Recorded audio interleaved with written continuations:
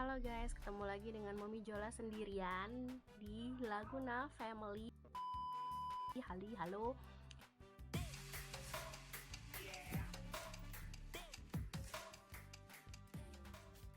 Jadi mau jual sendirian karena cuma pengen ngasih info ke teman-teman. Mungkin untuk PPDS di Jerman ini juga penting. Jadi mungkin untuk yang lihat kalau aku sangat-sangat mobile itu karena aku punya SIM Jerman. Terus sekarang banyak yang tanya kayak kok bisa sih nyetir di Jerman itu gimana sih? Pasti banyak banget yang bertanya apakah pakai SIM Indonesia atau pakai SIM Jerman atau bagaimana dan biayanya dan semuanya gue mau jabarin di sini dalam waktu yang singkat, oke?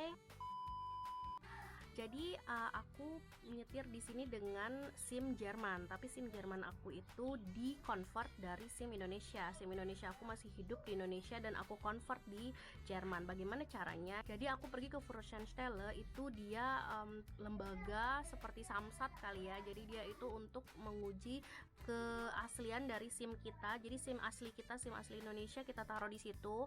Terus nanti dengan terjemahan. Makanya aku bilang untuk orang-orang yang mau mengkonvert SIM-nya jadi SIM Jerman, jangan lupa di legalisir dan di translate. Nggak di legalisir, cuma di translate doang di Indonesia.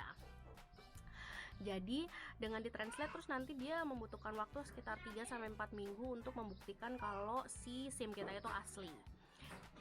Masa berlakunya juga harus diperhatikan karena kalau udah nggak berlaku lagi itu nggak bisa dikonvert ke SIM Jerman.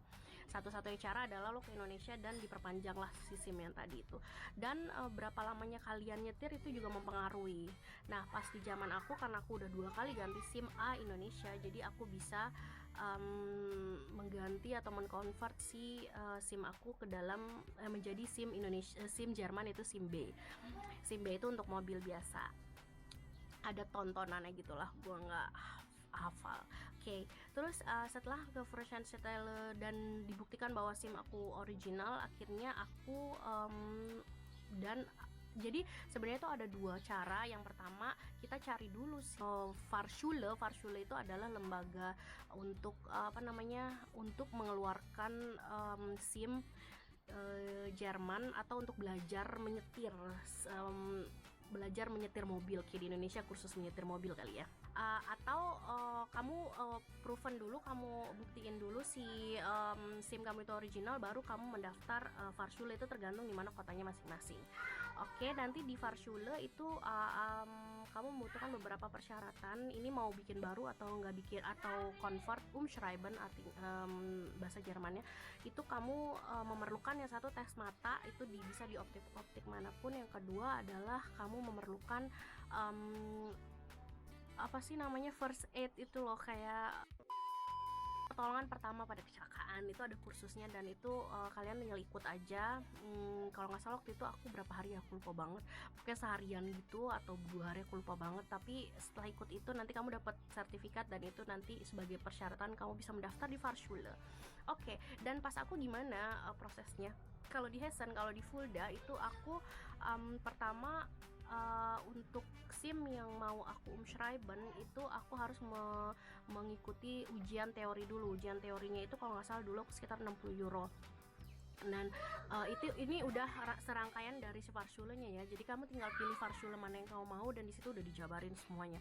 Jadi untuk mengikuti tes itu karena kita umschreiben, karena kita udah pernah punya SIM sebelumnya, jadi kita nggak perlu ikut teori itu seperti orang mau bikin SIM baru itu kamu harus ikut kelas teori dan abis itu ujian teori. Kalau aku cuman ikut ujian teori. Dan gimana aku belajarnya? Jadi dari Fahrschule itu diberikanlah kayak aplikasi, kalau nggak salah ribuan pertanyaan, dan itu dikasih kesempatan cuman salah, kalau nggak salah cuman berapa 3-4 poin. Kalau kamu salah, maksudnya melewati poin yang ditentukan, kamu nggak akan lulus ujian teori. Dan kalau di Hessen, kalau kamu nggak lulus ujian teori, kamu nggak bisa ujian praktek. Oke, alhamdulillah aku gila dulu tuh deg-degan banget dan belajarnya lama banget, itu stres lah pokoknya waktu itu. Tapi alhamdulillah sekarang udah selesai dan itu lulus, baru aku bisa melanjutkan ke ujian teori praktek. Tapi ujian praktek nggak langsung ujian praktek karena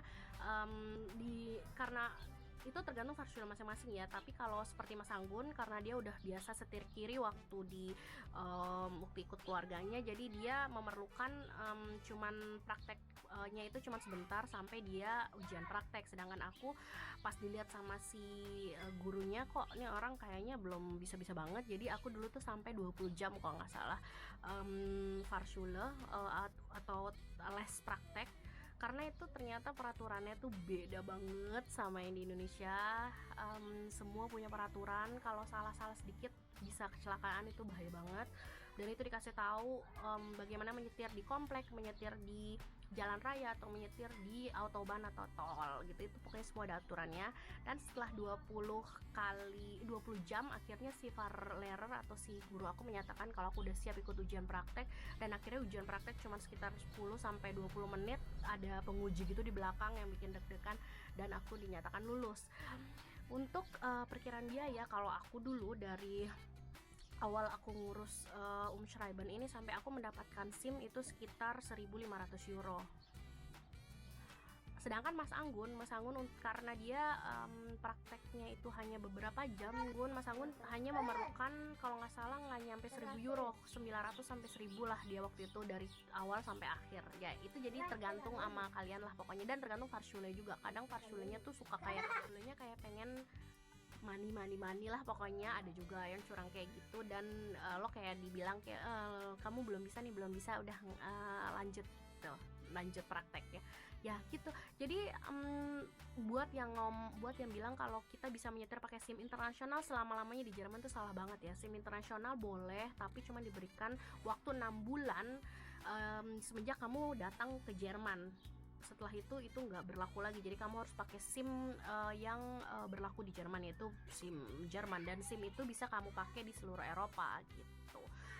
Emang kelihatannya kedengerannya sulit ya, ujiannya juga kedengerannya sulit, cuman aku aja bisa, kamu pasti bisa lah. Pokoknya gitulah intinya rangkaian dari pembuatan SIM Indonesia menjadi SIM Jerman.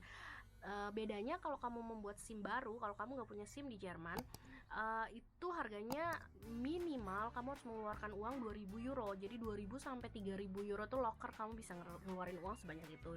Dan aku cuma ngeluarin 1.500, setengahnya kenapa enggak gitu kan. Tapi yang penting kamu tuh keberanian kamu deh pokoknya ditunjukin. Terus nurut aja lah sama si Fahrlehrernya. Kalau kamu maksudnya kompak nih sama Fahrlehrer, dia nggak bantuin juga pas saat ujian. Jadi kayak pas gue gitu pernah dibelokkan, dia bilang kalau itu mau 30, zona 30, dan dia ngehentakin kakinya supaya gue ngerem. Terus gue langsung oh my god, danke Fahrlehrer gitu. Terus gara-gara itu jadinya kita harus membangun komunikasi yang baik dengan Fahrlehrer kita gitu. Sekian nih informasi tentang pembuatan SIM di Jerman, bagaimana aku mendapatkan SIM Jerman. Jangan lupa ada Probezeit. Probezeit itu artinya lo diuji nih, lo layak nggak dapet SIM ini. Dan kalau di kasus aku itu 1 tahun, kalau di kasus yang lain biasanya 2 tahun. Jadi dalam 2 tahun itu kamu nggak boleh melanggar peraturan. Kalau kamu melanggar peraturan akan mendapatkan punkte, dan punkte ini akan memberatkan kamu. Seperti misalnya kamu melanggar lampu merah, itu kamu bisa nggak boleh nyetir selama sebulan, dan kamu harus membayar denda sekitar 300 sampai 400 euro gitu. Oke. Pokoknya jangan main-main deh di Jerman. Walaupun di jalan tol itu bisa sampai 200, tapi itu dengan ilmu, maksudnya nggak coba-coba, karena kalau sekalinya unfall atau kecelakaan itu parah banget guys. Oke, sekian info pembuatan SIM Jerman oleh Mami Jola. Jangan lupa like, subscribe, comment. Bye, just keep healthy, cheers.